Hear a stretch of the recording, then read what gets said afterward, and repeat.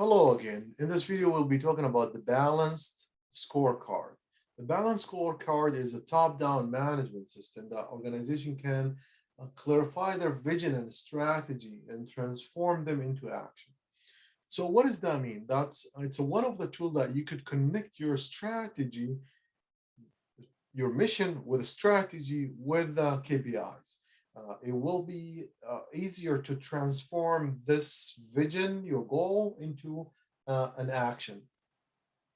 This technique is introduced in the early of 1990s by Kaplan and Norton. The idea was moved away from purely financial perspective. So they're not just only looking into the financial perspective, are we making money or losing, but they're focused into a more wider perspective, such as the customer, the internal business process, learning and growth, and even looking again to the financial. So they are looking into four things.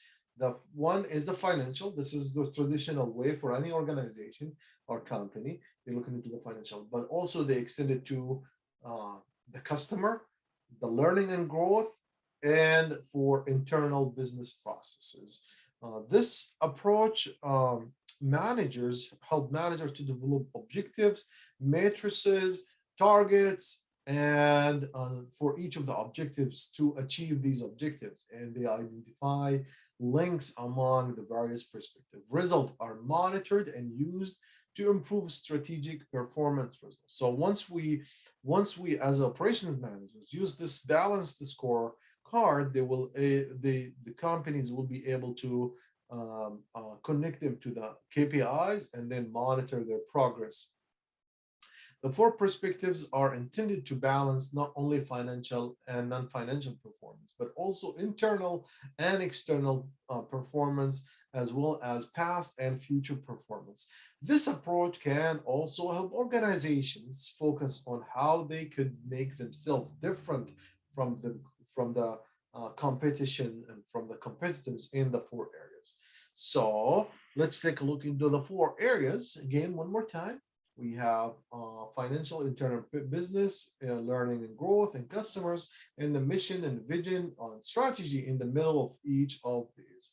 This approach pays little attention to the supplier, government regulation, community, environmental and sustainability issues. So that's the only thing is missing. So there are not a lot of attention to that part.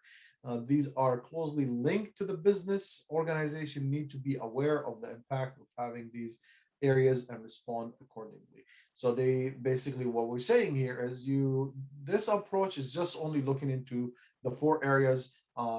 Government regulation policies are not considered in this. However, if this is important for the company, it should include it within the vision and the strategy of the company. Um, all right. So and now here I go. Let's take a look into closer look into the financial.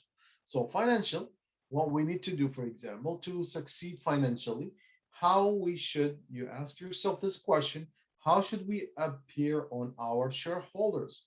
So you list your objectives, that's your goal right there for financial. For example, let's say we need to make a profit, increase our profit by 6%. All right, what measure you will be using? So that's the second column right there. What measure you will be using? I will be using the sales as a measure, sales and cost, for example, to find out what would be the profit. All right, so what is the target? The target would be increasing the sales to 1.5 million, for example. All right, initiatives. What the things that we did to reach to that goal?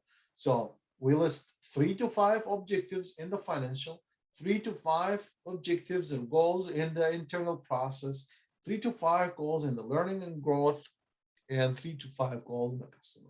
For the internal process, you want to satisfy our shareholders and customers, what business process must we excel at? So you select the business process, one of the processes that you should focus on and listed as objectives. For the learning and growth, to achieve our vision, how will we sustain our ability to change and improve?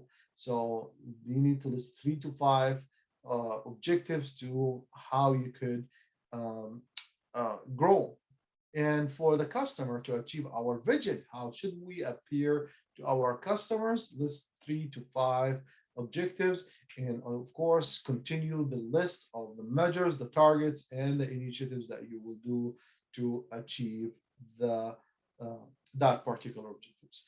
All right, I'm gonna stop right here. It's a short video, but we're going to move on to a more detailed measures that we use, which is productivity, utilization, and other measures that we could use it to uh, um, to implement the KPI, for example. So I'll see you in another video.